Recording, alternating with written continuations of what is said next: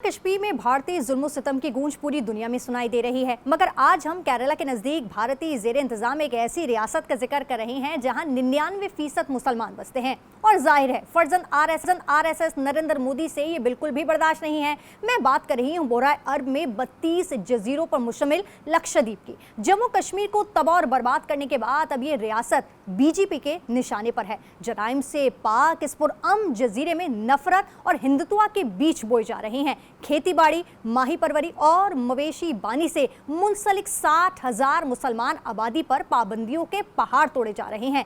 इनकी जमीनें हथिया कर झूठे मुकदमे भी बनाए जा रहे हैं। दूध और गाय के गोश्त पर पाबंदी लगाकर कारोबार तहस नहस भी किया जा रहा है और इंतहा पसंद हिंदुत्व को खुश करने के इस काम में हुकूमत और अदलिया बराबर के शरीक है। इन हालात में करीबी मुसलमान रियासत मालदीव चीन की जानिब देखने लगी है और पिछले दिनों में मोदी ने भी लक्षद्वीप का दौरा करके उसे नया सयाती मुकाम बनाने और मालदीव का बॉयकॉट करने की बात की है। दरअसल मालदीव और लक्षद्वीप को मुतनाज़ा इलाका समझता है। खुद मालदीव के नए सदर हैं मोहम्मद मुइज़ो, जो कि इंतहा पसंद भारत से खुद फासला रखना चाहते हैं और इस बार उन्हें वोट भी इसी नारे पर मिले हैं कि भारत की जो फौज है इसके असर रसूख और सयाहत सबको निकाल बाहर फेंका जाए। चीन और मालदीव के दरमियान तिजारत हो, बंदरगाह हो या फिर सिक्योरिटी मामलात पर जो पार्टनरशिप है वो गहरी हो रही है और जाहिर है कि भारत को ये बर्दाश्त ही नहीं हो रहा। क्या मालदीव का चीन की जानिब झुकाव खित्ते में नई सियासत जन्म देगा? यकीनन ये फैसला बोराए अरब में गेम चेंजर साबित हो सकता है। अपने मेहमानों से इस पर हम बात करेंगे। आमिर साहब, थोड़ा रोशनी डालिएगा कि जो मालदीव है इंडिया आउट की ये क्या है और खित्ते में नई सफबंदी पाकिस्तान के लिए कितनी अहम है? देखिए, पहले तो हमें ये समझना चाहिए कि भारत का किसी भी अपने पड़ोसी मुल्क से जो है अच्छे ताल्लुकात नहीं है। बांग्लादेश का जो जब तक हसीना वाजिद थी वहां पर तो वो इनकी एक लकी हुकूमत थी, तो वहां पर वो था। लेकिन जैसे ही वहां पे एक इंडिपेंडेंट गैर जानिबदार हुकूमत आई तो उनके हालात खराब हो गए। पाकिस्तान से उनके ताल्लुकात खराब हैं, श्रीलंका से खिंचाव है उनके ताल्लुकात में, चीन के साथ मोहब्बतों का आपको पता ही है कि क्या है। वहां पर 20 में लड़ाई हुई है, 24 में वहां पर कशीदगी हुई है 2024 में। और उसी तरह मालदीव, अब भारत की जो हमेशा से मैंने कई बार कहा है कि भारत की एक हेजेमोनिस्टिक डिजाइन है और वो खित्ते में डोमिनेट करना चाहते हैं और वो मालदीव को भी एक लकी रियासत बना कर रखना चाहते हैं और उसके वहां पर मफादात हैं बहुत ज्यादा। तो जाहिर है कि वहां की जो अवाम है मुसलमान है ओवरवेलमिंग, और वो लोग जो है जाहिर है कि एक हद तक जब आप कहते हैं ना, जब आप आर्म ट्विस्टिंग कर रहे होते तो वो बर्दाश्त की जाती है। और अब वहां पे जो पूरी दुनिया में एक लहर चली है कि जनाब हमें अपनी खुद मुख्तारी अजीज है, हमें जो है अपनी आज़ादी अजीज है, तो एक रद्द-ए-अमल आया है भारत के जो एक मैं कहूँगा जो उनकी ख्वाहिश होती है कि किसी को बिल्कुल निचोड़ लिया जाए, पकड़ लिया जाए। उसके सिलसिले में भारत जो है वो इस तरह के इक़दामात कर रहा है और ज़ाहिर है कि जितना वो इस तरह के कहते हैं ना कि रिएक्शनरी किस्म के इक़दामात करेगा उतने ही जो है उसके जो पड़ोसी ममालिक हैं उनसे दूर होंगे। बजाय इसके कि उनका एतमाद जीते, वो मतलब एक फेयरनेस के साथ चले, वो अपने आप को गलत खुशफहमी है, मुगालता है उन्हें ये बहुत बड़ी ताकत है और हम दुनिया की तीसरी चौथी बड़ी मैशत बन गए, पांचवी बड़ी मैशत बन गए। लेकिन जब तक आप अपने हालात में सुलझाव नहीं लेकर आओगे अपने इर्द गिर्द में रीजन में, तो वो एक स्टेबल गवर्नमेंट वहां पर भी नहीं हो सकती, वहां के लोग भी तरक्की नहीं कर सकते और ये पूरा खित्ता जो है अपसेट रहेगा, जंगी जद में रहेगा, जो आपको नजर भी आ रहा है। तो ये मैं उसी का तसलसल कहूंगा कि जो भारत की बदमाशी है, जो भारत के अंदर एक ख्वाहिश है कि हम डोमिनेट करें, उसी में वो बेचारे मालदीव को भी जो है दबा रहे हैं। अब मेरे ख्याल में ये पाकिस्तान का और चीन और दीगर ममालिक का है कि वो इन चीजों से कैसे फायदा उठाते हैं। और तो मेरे ख्याल में हमारे जो जौहर साहब वो ज्यादा अच्छी रोशनी डालेंगे कि क्या डिप्लोमेटिक अपॉर्चुनिटीज, क्योंकि जब भी बहरान होता है उसमें एक मौका भी होता है, तो इस मौके को पाकिस्तान कैसे कैपिटलाइज कर सकता है। बांग्लादेश में कैसे करें हम, मालदीव में कैसे करें, चीन के मामले में कैसे करें, श्रीलंका के, तो पाकिस्तान के लिए अपॉर्चुनिटीज बहुत ज्यादा बढ़ गई हैं भारत को काउंटर करने के। जौहर साहब, इंडिया की जो जजीरा पॉलिसी है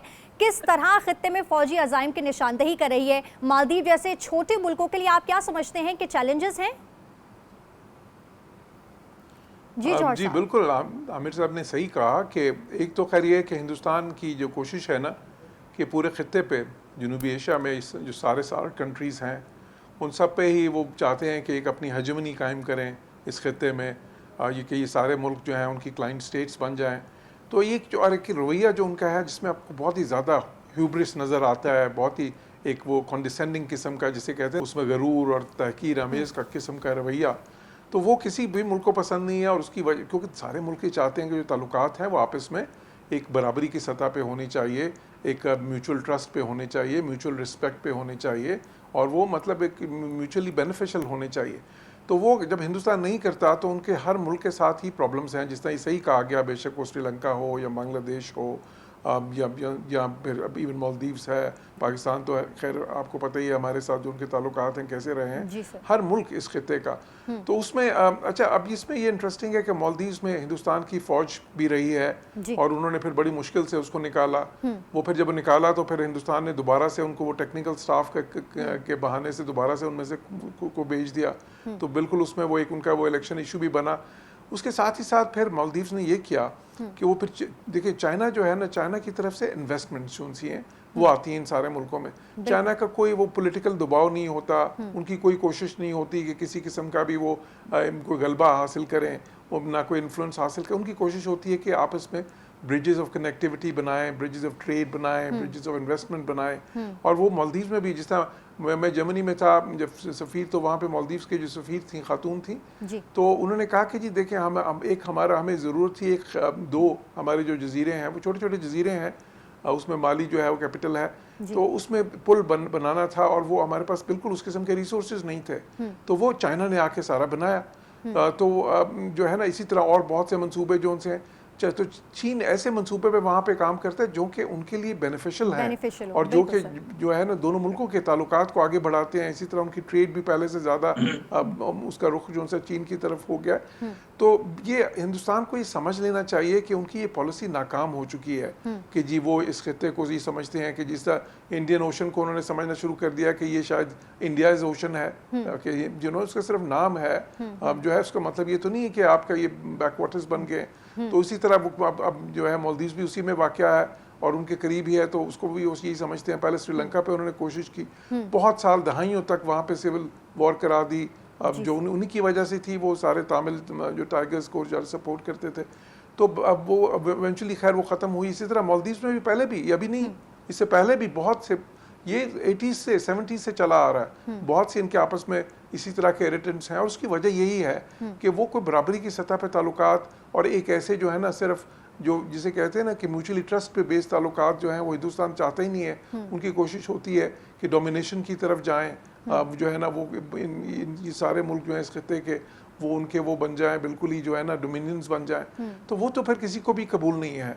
और ये अफसोस का मुकाम है, क्योंकि देखें इसकी वजह से क्या हो रहा है। जो जनूबी एशिया है, उसकी आबादी जो है पूरी दुनिया का एग्जैक्टली चौथाई हिस्सा है इस वक्त, और वो एक चौथाई हिस्सा दुनिया का इस वक्त जो है ना इस तरह की इनसिक्योरिटी की स्टेट में है, इंस्टेबिलिटी का शिकार है ये खिता, जिसका पोटेंशियल है, इतनी यंग पॉपुलेशंस हैं, इतना ज़्यादा टैलेंट है, वो अपनी पूरी तरह से वो नहीं डेवलपमेंट जो जिसमें होनी चाहिए थी हो सकी। और उसकी बड़ी वजह यह है कि हिंदुस्तान की जो इस किस्म की पॉलिसीज़ हैं, जिससे इस सारे देखिए पूरी दुनिया के जो होते हैं ना खिते, उनके आपस में बहुत ज़्यादा ट्रेड होती है, बहुत कनेक्टिविटी होती है।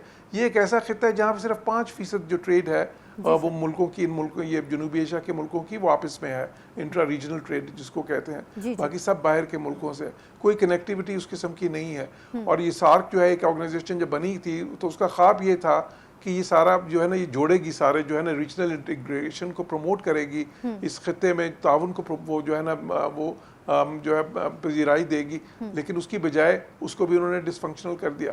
तो बिल्कुल ये जो सी है ना, उनकी फॉरेन पॉलिसी का फेलियर तो है ही, लेकिन उसका नुकसान जो है वो पूरे खित्ते को हो रहा है, पूरे खित्ते को हो रहा है। आमिर साहब, थोड़ा बीजेपी का फलसफा समझाइएगा। जहां भी हमने देखा है कि मुसलमान अक्सरियत में हैं, उन्हें अकलियत में बदलने की कोशिश है, इस सोच के खिलाफ ये जो पकता हुआ लावा है, तो ये एक दिन तो सब कुछ खत्म कर देगा। देखिए, बीजेपी की पॉलिसी जो है वो आरएसएस से शुरू होती है, आप मुझसे बेहतर जानती हैं। और वो एक उनका जितनी भी हिंदू इंतहा पसंद जमाते हैं, जिसको कहा जाता है संघ परिवार कहा जाता है, उसमें मतलब वीएचएस भी आ जाती है, उसमें अकाली दल भी आ जाती है, बजरंग दल भी आ जाती है, तो उनकी जो मिलिटेंट ग्रुप भी हैं, और बीजेपी उनका एक पोलिटिकल फ्रंट है। और लेकिन हमें एक और चीज समझनी चाहिए जो मेरे ख्याल में हमारे लोग इतना जोर नहीं देते, कि जो इंडिया है, जिसको भारत हम कहते हैं और वो लोग बड़े फखरिया तौर पे इंडिया कहते हैं, it is a colonial creation. एक मतलब है जाते जाते एक मसनूई रियासत जो है वो अंग्रेज छोड़ के चले गए, वरना हम इसको बड़े सगीर कहते हैं। बड़े सगीर में बहुत सारी रियासतों का मजमुआ था, जब दिल्ली में कोई सल्तनत मजबूत हुआ करती थी तो वो जरा फैल जाती थी, लेकिन उसमें फिर भी हिंदुस्तान के, आज के हिंदुस्तान के, भारत के बहुत सारे हिस्से जो थे आजाद रहते थे। आप अशोका के दौर में बहुत फैल गई थी, फिर सिमट गई, बहुत सारे टुकड़े हो गए, राजवाड़े बन गए, फिर औरंगजेब, फिर मुगल्स आए, उन्होंने नॉर्दर्न इंडिया में अपना एस्टेब्लिश किया, औरंगजेब ने फैलाया कि वो भी पूरे उसको वो कब्जा नहीं कर सके थे। अंग्रेजों ने आकर जो है बहुत सारे उन हिस्सों को भारत का हिस्सा बना दिया कि जो कि हिस्टोरिकली, कल्चरली, ज्योग्राफियाई तौर पे इस कहते हैं ना, इस रीजन का हिस्सा नहीं बनते थे, मुल्क का हिस्सा नहीं बनते थे। उसी वजह से आप देखें कि भारत के अंदर बहुत बड़े बड़े कंट्रडिक्शन थे। जितना बड़ा उसका साइज है उससे ज्यादा बड़े उनके तदादाद हैं, और क्योंकि बड़े बड़े तदादाद हैं तो जाहिर है कि वो एक कॉन्फिडेंट रियासत नहीं, उन्हें पता है कि जी हम लोग किस तरह से चल रहे हैं। तो उसका एक उन्होंने मतलब हल ये सोचा है कि जी हम, जैसे कि भी जॉर्ज साहब भी कहते हो, मैंने भी पहले ही कहा था कि जी हम जो है एक अग्रेसिव तरीके से चलेंगे, हम एक जबरदस्ती की रियासत बनाएंगे, हम डोमिनेट करेंगे। और ये बीजेपी की ख्वाहिश नहीं है खाली।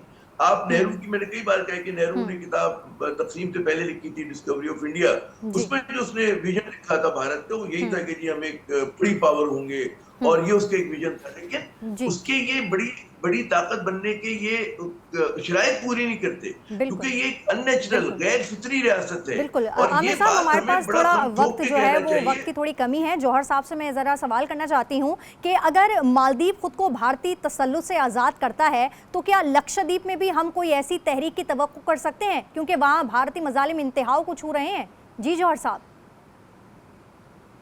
देखिए, जहाँ भी रिप्रेशन होता है तो फिर जाहिर है उसका रिएक्शन तो आता है। वो रिएक्शन बेशक हिंदुस्तान में देखिए कितनी ज़्यादा रियासतें हैं, और वो सिर्फ मुसलमान रियासतें उसके अंदर नहीं हैं, जो उनकी स्टेट्स हैं जिसको वो कहते हैं, तो उसमें देखें वो 7 सिस्टर स्टेट्स में भी कितनी जो है तहरीकें चल रही हैं। दूसरी तरफ आसाम में भी बहुत सी और जगहों पे, और जो जम्मू कश्मीर में जो जिस पे किया हुआ है इलीगली, उसमें तो है ही, और भी बहुत से, तो इनके नॉर्थ साउथ के मसाइल भी हैं आपस में। जब भी आप जो है देखें, एक अमन की फ़ज़ा कायम नहीं करेंगे, भाईचारे की नहीं करेंगे, और कोशिश करेंगे कि आप दबा दें बस जो है मिलिटरीली, और अपना जो है ना तसल्लुत कायम कर लें, तो वो कभी भी देर पा नहीं होता, और उससे कोई अच्छे नताइज किसी किस्म के बरामद नहीं होते। तो ये जो है आप कुछ अरसे तक तो कर सकते हैं, लेकिन फिर उसका रिएक्शन ऐसा निकलता है कि फिर वो सारी पॉलिसी जो है वो बर्बाद हो जाती है।